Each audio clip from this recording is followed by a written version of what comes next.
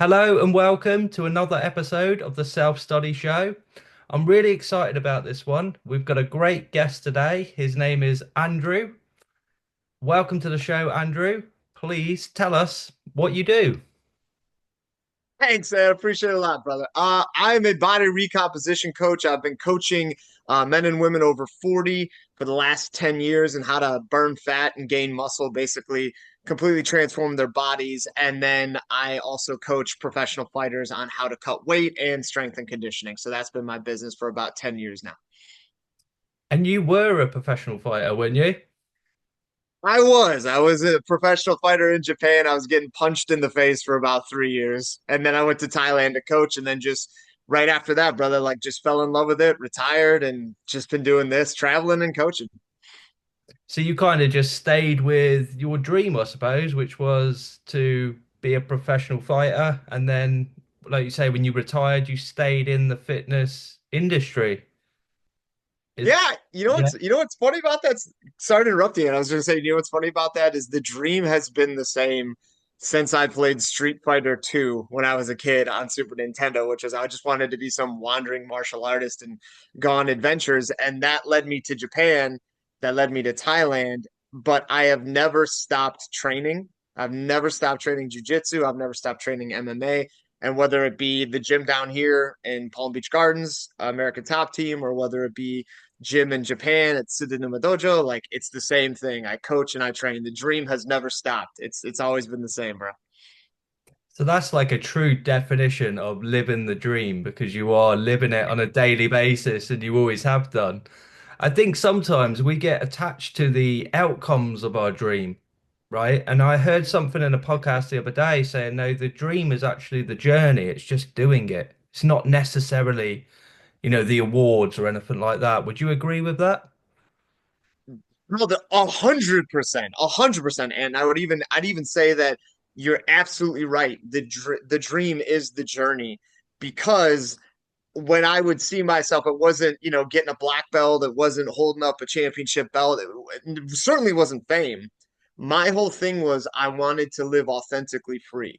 I wanted to be able to go where I want, meet who I want, and train. That's all I wanted. And like I really, really enjoyed the idea of having this path in life where no matter what would happen, I would still live authentically as myself to genuinely discover myself on this journey. So yeah, man, absolutely. I love what you said there, authentically free. Most people will say, I want to live financially free. But what you're Mhm. saying, there's a lot more meaning and depth behind it. And I think ultimately you're going to be more happy, uh, let's say, because authentically free, like money can't buy that. Oh, not at all, brother. And you're right. And it is a worthy goal to be financially free. It absolutely is. But for me, the way I looked at it almost intrinsically was I wanted to be able to not be bound by anything or anybody. And I don't mean that way in some sort of like live off the grid or anything. I don't mean it that way. I simply meant it like this. So if I was with a woman that I fell in love with, and I'm lucky enough that that's happened, I've gotten to experience love. It would always be to the point where I would choose to stay with this person, but nothing would hold me there. It's the same thing with living in a location. I grew up in an amazing, amazing town in Illinois. I loved it, and I still go back there all the time, and very, very much enjoy the nostalgia I get and the people. Midwest people are so friendly, but there is a feeling that nothing holds me there. I'm able to go where I want and do what I want. And so, literally in a week, I'm going back to Japan because that's what life currently calls me to do. That's what I feel like, oh, you know what? This is it's time for me to do this. So I go and I don't have anything holding me back from that. I'm free to live authentically as myself. And by all means, some of the happiest people I know in my life are people that their dream, their freedom, their authenticity is a family with kids, white picket fence, 9 to 5 job, happy, happy, happy. Like they really, really enjoy that life. And everybody is different. When I was growing up, I knew this was something that I wanted to do and I really embraced it. And I was lucky enough to have support, family, and friends to really encourage me to do so. So what you just said there is really profound, really, and it really goes into the messaging that I talk about in this podcast. Success is personal, isn't it? Mm. Yes, absolutely. And in fact, you said success is personal, and I would want to get to know for you, and what is your personal definition of success? What do you strive for?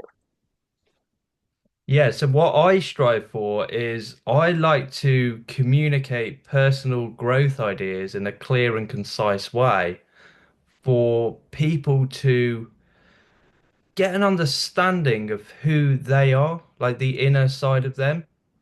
I suppose so they can become authentically free. You know, you're saying there. I suppose that's what it's about for me.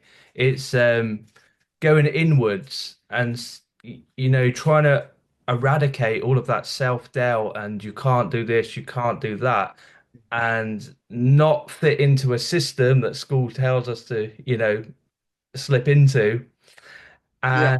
and be yourself. That is yeah, ultimately, that's what I love to do. And if I can make a living doing that, to me, that is success for me. My man, that is so commendable that literally your purpose in life, your passion, the thing that brings you vitality in the morning whenever you rise, is that you are giving meaning to somebody's life. You are literally instilling in them a driving purpose for them to go after, to live, as we just keep mentioning this word, authenticity, to live authentically as themselves. And your job, your podcast, your coaching, your driving message is to give people that is incredible, and you have my sincere compliments on that. That's a hell of a quest to achieve, bro. Yeah, thank you. Yeah, I mean, the vision that I have for my business is a world where all people use their creative power to make a positive impact.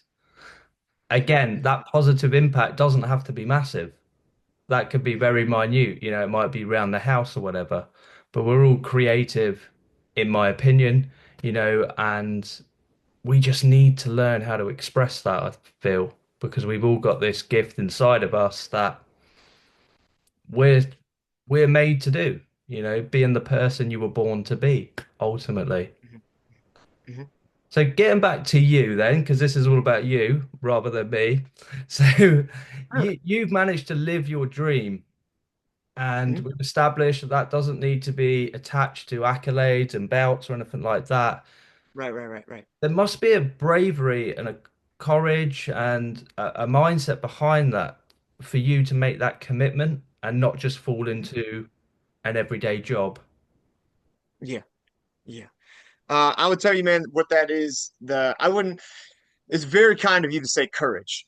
Certainly there is risk, absolutely, but I think any job involves risk. I talked to a guy that is a insurance salesman, and them consistently dedicating themselves to their craft. That takes risk. That takes, everybody has that. But I would say for myself, the hurdles, the obstacles that have been put in front of me, they are, quite rare, right? Like, when I was fighting professionally, you had to train yourself to engage with another gladiator that was looking to take your head off. And that's something I had to think about. I actually got to climb Mount Kilimanjaro in Africa. And that entire experience was nuts for me because I had never climbed a mountain before besides Mount Fuji in Japan. And I was sitting here being like, I don't know anything about this. I'm just doing this because one of my good brothers wants me to come with him and help him get up there. And I did. And the point was this obstacle, this dragon to slay, if you will, was very risky to me. I was scared. I didn't know what was going to happen, but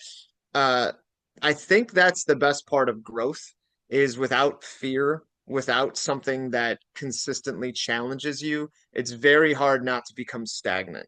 It's very hard not to rest on your laurels, which is unfortunately a pitfall I feel like a lot of people in my industry do, whether it be being a fighter and then retiring and then doing whatever they do, or being a coach and just staying in one gym, or being a coach and just staying in one craft. I've constantly pushed myself to evolve because the more and more I help people, the more and more I see people, the more and more I meet people that have interesting ideas or whatever. My whole job is to fucking just throw myself out there and be like, well, we'll see what happens. Maybe this will be good. Maybe this will be bad. Maybe you'll suffer. But more importantly, can you suffer nobly? Can you grow from it? And so, yeah, you're right, man. There is a courage to it that is perhaps something more odd than most people would know. But I think, like you said, dude, to grow, you have to, everybody has to have courage in whatever industry they're in. And with the fear, then, how do you lean into the fear and sort of deal with it? A lot of it, a lot of it is just self discovery. I tell people this all the time. Uh, let's take three examples, right? So for fighting, for me, it was like, oh wow, I don't mind pain. Pain sucks, but you don't mind it. We all go through pain every single day, right?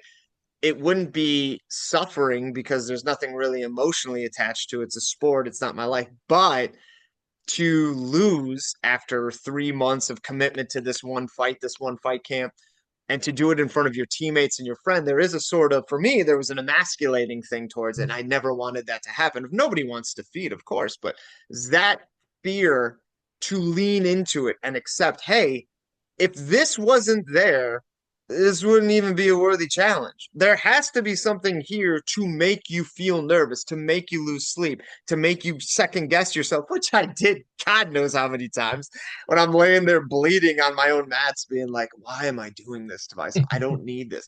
But consistently, the call to a higher purpose, to more self-discovery, to more growth, right? More self-growth. This was growing me. Travel, man, dude, was so sheltered. I grew up in such a great city, and like I had never, I'd been to Mexico, and the part I went to was like, Cancun. So that was just a basic America tourism. I never got to see the real Mexico. So I never really traveled. And then all of a sudden, I think I was like 24, 25. I was living in Costa Rica for a month just to get my TEFL. That was my first experience living by myself in a different country, didn't speak the language, had to learn to speak Spanish while I was there. And then I got my ass kicked all the way over to Japan, didn't speak the language, had to meet friends and just throw myself out there. Of course I was scared. Of course I was nervous.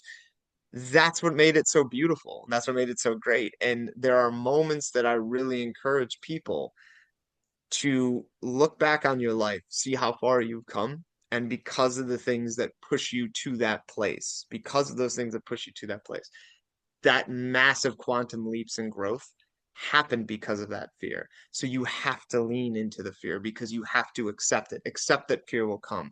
Literally reading Dune right now, and there's like the most famous speech. I think that is like, embrace the pain. It's something where he puts his hand in the box, the pain will be there and it will pass over you. I think it's something that, but it really does speak to that, which is just lean into the fear. Like it's going to come and accept it and it's going to go.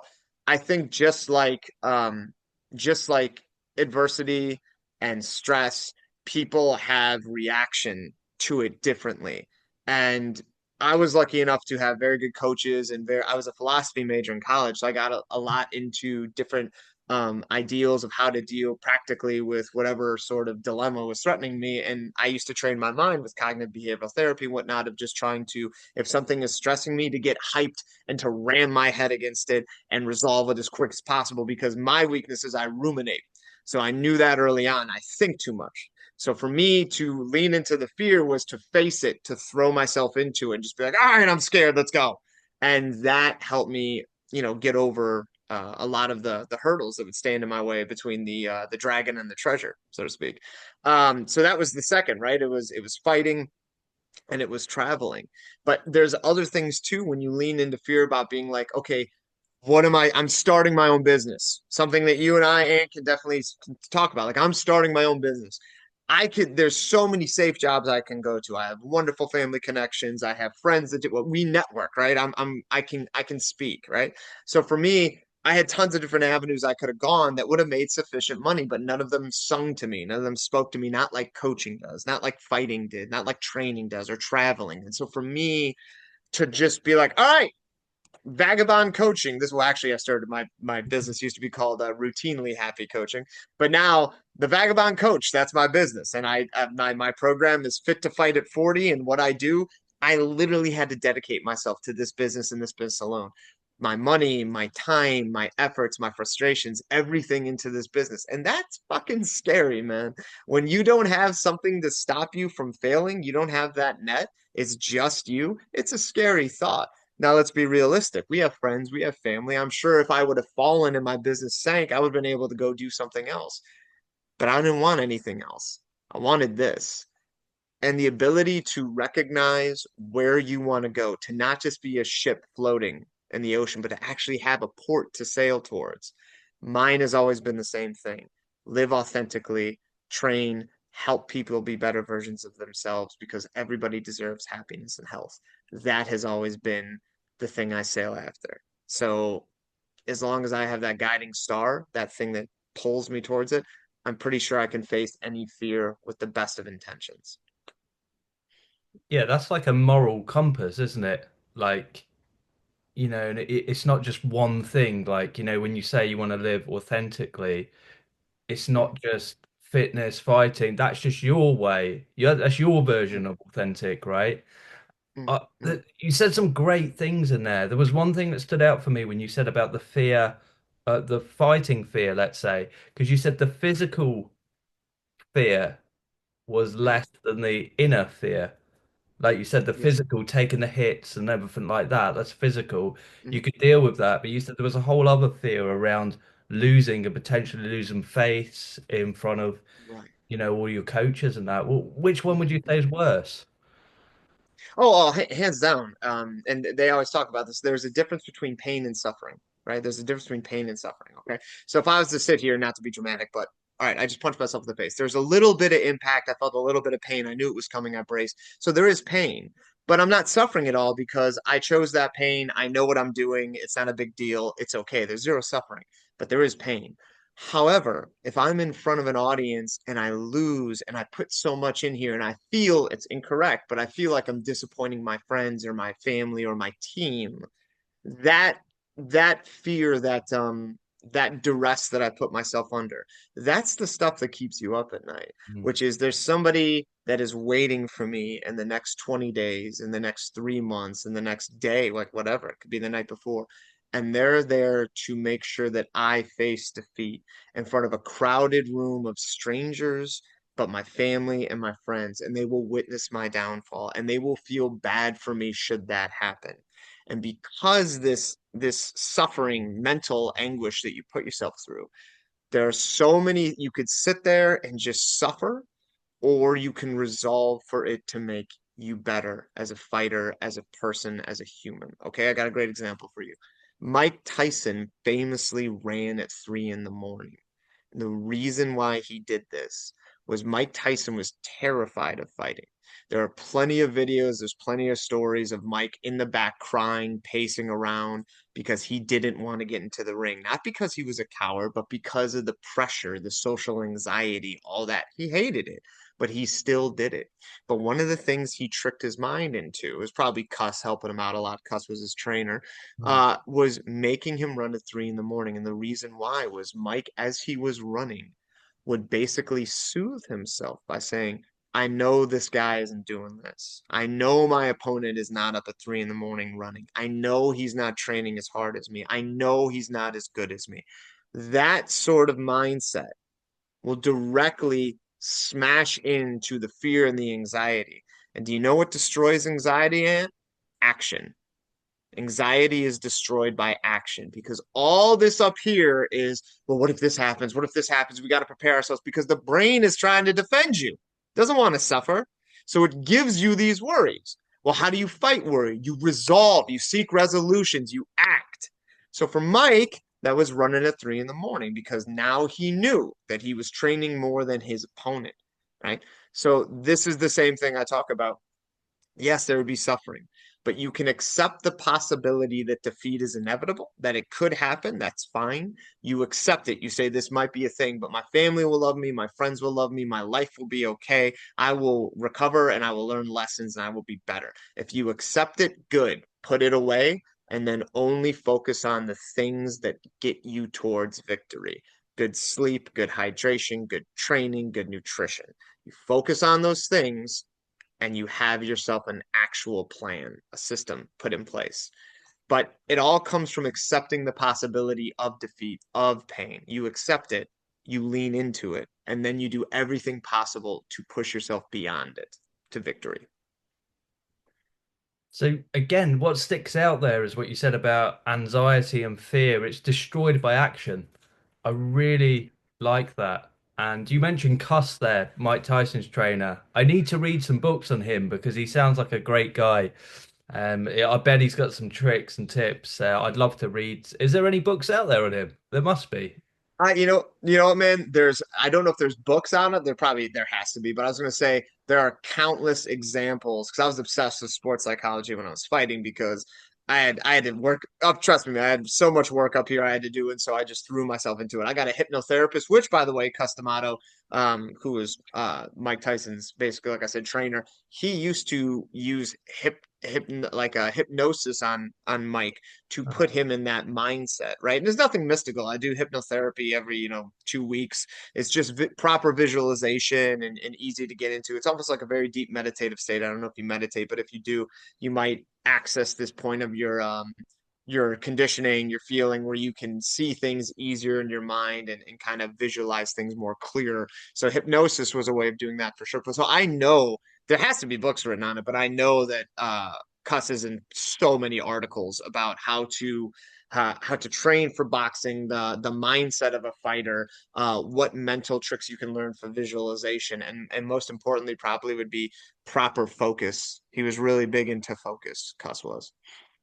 Because staying on the topic of fighting, and we're still on the topic of fear and action, Mhm, I study a mhm, lot of Bruce Lee, like a lot of mhm, his philosophy and things like that. mhm, And he had this analogy where he said, he didn't fear his opponent.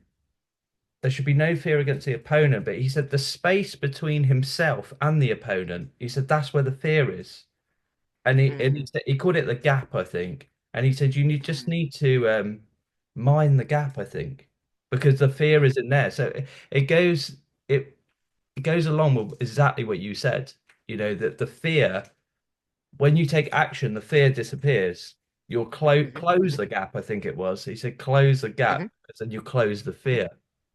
It's mhm. it's funny how it's all the same but said in different ways, and he said that years ago. Do you see this with your clients? I guess you do. Oh, of course, of course. So a couple things. One, about Bruce. The Tao of Jeet Kune Do is one of the best books I've ever read, and I followed Bruce a lot when I was growing up. When I started martial arts, I was 12, and so for me, I was doing the whole Jeet Kune Do stance. I got into Wing Chun, like everything. Like I asked around, and it was so awesome growing up in the era I did because martial arts still had that like mysticism. So you could see somebody doing like capoeira and be like, "Oh, that's a cool style. I really like that." Then you can see somebody doing Wing Chun and be like, oh, that's amazing. And then Goju Ryu Karate or something like that. Everybody had these different styles. It wasn't until I was like 18 when I got into MMA and I was like, oh, like there's practical uses of certain things, but all martial arts are beautiful. So Jeet Kune Do had an amazing idea, way of the intercepting fist, right? Which is basically Bruce's mindset of find what is useful, discard what is useless. I might have misquoted that, but uh, one last quote from him that I love and I really do apply to my personal fighting style is I fear not the man who knows 10,000 kicks and practiced them once. I fear the man that knows one kick and has practiced it 10,000 times. And so finding something that is optimal and simple and just repping it over and over again, repping the strategy, repping the mindset in my fights, and especially the way I grapple now, that has consistently been like a saving grace for me because the game plan all over the place and too many different options. I need things centered. So that was really useful for me. So getting to the question about my clients, oh yeah, man, absolutely. And I'll tell you something. This is very interesting. I have a video where I've explained this. It might be on a podcast as well. The thing that has blown my mind the most in over a decade of me coaching people, especially grown men and women, is how many people don't believe in their own mind that they deserve health and happiness. Stay with me here. The fear that most people face isn't from, strangers going to the gym. It's their peers and it's their families and it's themselves that are like, you don't deserve this. You don't deserve to gain muscle or burn fat. There's so much trauma that is heaped on people. And a lot of the times when I speak to this fear, I'm not speaking to the client. I'm speaking to their inner child. And I don't need to get, really psychological. I love psychology. I'm big into Carl Jung but for me, speaking to the inner child of every client I have, when I just keep reinforcing that, hey, listen, you deserve your health, you deserve to be happy, you deserve to feel less pain, you deserve to feel pride in the way you look. You deserve not to feel shame. You deserve that fear of actually being successful, that fear of actually being in shape and feeling good, that's what I have to conquer in clients. And um it drives me. It hypes me up, man. I can't tell you how much because there's this redeeming quality in all humans that come to me. They're like, I want to be better. There's this beautiful light in them that just wants to feel the way they know they should feel, and I see it and I want to bring it on. I want to take that little flame and make it engulf them. And everything that they do, every sort of position in their life, whether it be work or family or romantic relationships, it doesn't matter. I want them to feel alive and that they love life. I want to give that passion to them so much. And so instead of speaking to them, I speak to the child that needs to hear it in them, and that just opens them up. Yeah, some even cried when you talk about it because that's what they need to hear. And the moment they believe in themselves, the moment they start to believe that they deserve it, that's when the progress comes. That's where the routine becomes easier. That's when they start believing. And belief is everything to action. You cannot achieve something if you do not believe that it is possible. If you're just going through the motions, which fuck, goddamn, how many people I'm just going to go on a carnivore diet. I'm going to go vegan. I'm going to join a CrossFit. All those things are great. They're great. But you can tell they're doing it because of societal pressure or this is what they should do. It's not until you find somebody that literally sees their children and say, you deserve to have a mother and father that's going to be there for you that might not die from obesity or diabetes. It's not until you find a man that is so tired of being weak and just feels like they walk around scared, or you meet a woman that just wants to feel like they're for the first time in their life, they want to feel like they're beautiful and attractive even though they are, but they don't see it. You see that in them and you bring it out, and then you say, okay, now we get after it. Now we make this possible because your real identity, the thing that you have always wanted, the thing that you've always felt, that's you. That's the real you. This shit happening here, this is all the fear. This is all the shame. We're done with that. It's fucking over. Now, now is the time where we bring the thing out of you that you've always had, the true, authentic you. And that's when you see that fear being conquered. And that comes out in the results, man. It doesn't have to be fucking weight. It doesn't have to be it could just be the way they live their life. And that's always there inside. Perfect, isn't it? But it's Mhm, just a case of mhm, drawing it out. Again, I'm thinking of Bruce Lee again when he says you need to honestly express yourself. I mean, that again is saying what you're saying there, really. And he said it's a very hard thing to do. And what I can get from what you're saying, I think it's great, by the way, that you're so self-aware yourself to be able to talk to the inner child of other people. And I can really mhm, see how that would impact someone. It makes them feel empowered as opposed to motivated because mhm, you're not trying to motivate them, you're just trying to empower them, I'm guessing. mhm, Because mhm, most people seem to have this underlying belief that they're not good enough. mhm, And I think the way that you can speak to that inner child there, that's going to empower them and go, yeah, actually, yeah, I can. So one of my sayings is when you empower yourself with self-awareness, you'll never mhm, question your self-worth again. And mhm, and this kind of mhm, goes into all the hypnotherapy and everything you've talked about, really. mhm, And mhm, yeah, I think it's absolutely great. It sounds like you can spot a light, as you say, potential in people, and you want them to realize that a bit of self-actualization, would that be accurate? mhm. Absolutely. And I think one of the most wonderful tactics, this is very, I just love this so much, is it's kind of what Carl Jung had said. I'm gonna misquote him and I apologize, I might butcher this, but he basically said that most, if not all of my patients' ailments can be cured by just the simple reminder that they're not alone and that this, while abnormal, is certainly it's just not them. Other people feel this all the time. Just that, like, hey man, it's okay. Like the way you feel right now, it's not just you. People feel this way and they're okay, and you're gonna be okay too. That is really, really powerful, I think. But also you're talking about talking to the inner child and bringing that out of them. There's a great thing that I love. I've said this to plenty of people. Have you ever had somebody in your life, Ant, that is just a great guy, great girl? You sit on with them and they're just the light of your life. They are so kind and they always have a great word to say to you, and everybody at the party loves them. And you get a couple cocktails in them, and all of a sudden they're sitting down and they're just like, man, like I, am I a bad person? Am I a bad person? I feel like I've the fact that you are questioning yourself on your morality or your soul shows that you are not a bad person. Because most of the time, bad people don't question it because they don't give a fuck, right? Yeah.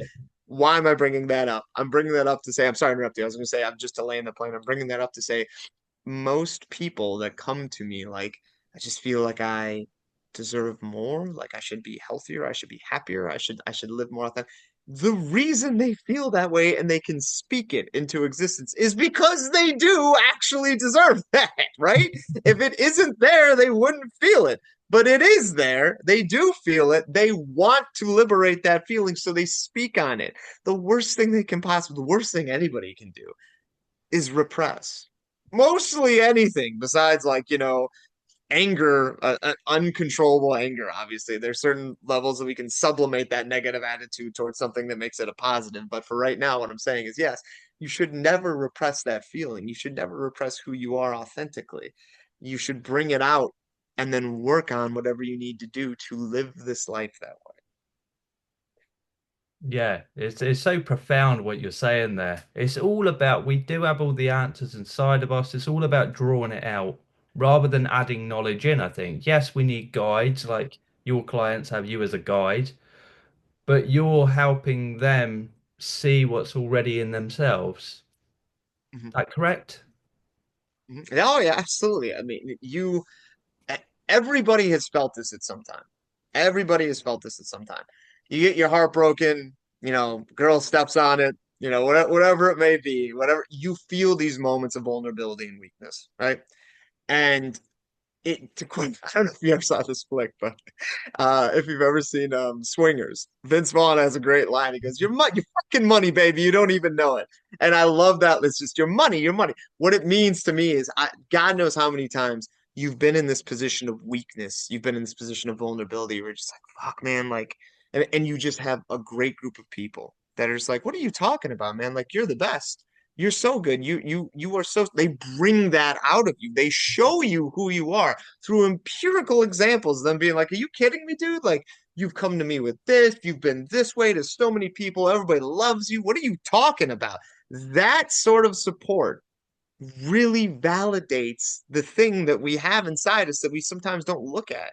We sometimes don't give ourselves enough credit because we feel if we do, there's a weakness there. And yeah, there's arrogance for sure. I'm the best. There's no, yeah, that exists, and we shouldn't engage in that. But there's also self-knowledge. There's also the ability to appreciate the accomplishment, the laurels that we've done for ourselves.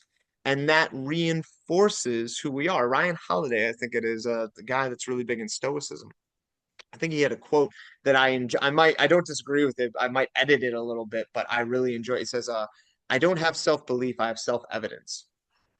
Like he knows he is this way because he has shown it through action. That anybody that knows him, anybody can be like, oh yeah, Ryan does this, this. He doesn't have self-belief. He has self evidence. And I love that line. I would simply, so just to add to it, that like it's okay to have self-belief even if you don't have evidence yet. You can be like, no, no, I can get to this though. I believe I believe I'm courageous. I can get in the ring. Even if I haven't gotten in the ring yet, I know I could. That's self-belief before self-evidence, right? But yeah, that should be the goal, is to have these factors that if anybody knows you, your personal friends, your family, your mother, your father, can look at you and be like, and are you kidding me? Like, you're this way and this way and this way. And that's also useful for negative things. One of the things I'm proud to say, man, is that I really improved myself in punctuality throughout my life. I used to be late all the time. I was known for it until I was like 24, and a friend sat me down and goes, "Dude, you're a really, really great guy. I love you to death, and you're a great friend to me. But when you don't come when you say you're going to be here, and I have to wait for 15 to 20 minutes without you telling me, I feel like you don't respect my time." Boom! One conversation changed my entire life. I completely became dedicated to being punctual. And I can safely say right now, I'm a punctual man, right? Because of that conversation. Not because he called me an asshole, not because people, none of that. It was him breaking it down clear to be like, this is a thing that you have. It's been shown empirically. And I think you should try to change it because I feel like you're disrespecting me. Boom, done, changed. So it's also important to have that there too, you know? Yeah, so that was an it emotionally moved you, didn't it? Because you weren't aware of that before. You weren't being late to disrespect anyone. I don't think, but that was the way Oh, other people were seeing it, and you weren't aware that that's how they saw it. And then as soon as you become aware of it, you go, "Oh, yeah, actually, okay, people feel that way or change," and you can just change oh, like that. absolutely. Yeah, Hmm. And and I wouldn't even say like you can change just like that. It's the resolve. And you hear this with rock bottom people. They're just like, I can't do this anymore. I can't. I'll die. I can't feel this way again. I will not. And you just see this change and it takes steps. They might even falter, but you see the change that takes steps, takes hopefully baby steps. I'm big on that. Like if you're gonna change, start slow, start because you want progress. That's the whole point of it. That's something I teach a lot to my clients when it comes to consistency, whether it be going to the gym, eating correctly, whatever. Small baby steps. All we want to do is little victories here and then build up to momentum, and then you can keep that momentum going. But it's the exact same thing with this example, which was I knew the moment I heard that this person didn't matter that people could be late for me, and I was fine with it. And it didn't matter that I had a couple other friends that they didn't care because they were late too. It was for this person, and he proved it to me. He proved that hey, when you're late, it disrespects certain people. If you're on time, it disrespects nobody. Right? I was like, oh man, like yeah, that makes sense. I'd never thought about it that way. I felt so naive. I was so embarrassed, but I switched and have been exemplary in that trait ever since. So I think it is very important, as we were talking about before, to not only acknowledge our strengths that are evident, but acknowledge our weaknesses. And God knows I have so many to improve on still, but that's the fun of it, man. Like if we were all perfect, if we didn't have a dragon to slay, that'd be pretty boring world, dog. Be a pretty boring world. yeah, and I think what you've just said there, I think that is a great way to sort of put a close to this because you said some really profound, really thought-provoking things, and I'm sure you're going to inspire, empower so many people who hear this podcast. So, thank you very much for coming on the show. Oh, dude, this has been my pleasure. Please have me on again, and I really enjoyed talking to you, brother. You're doing God's work. Thank you very much, Andrew.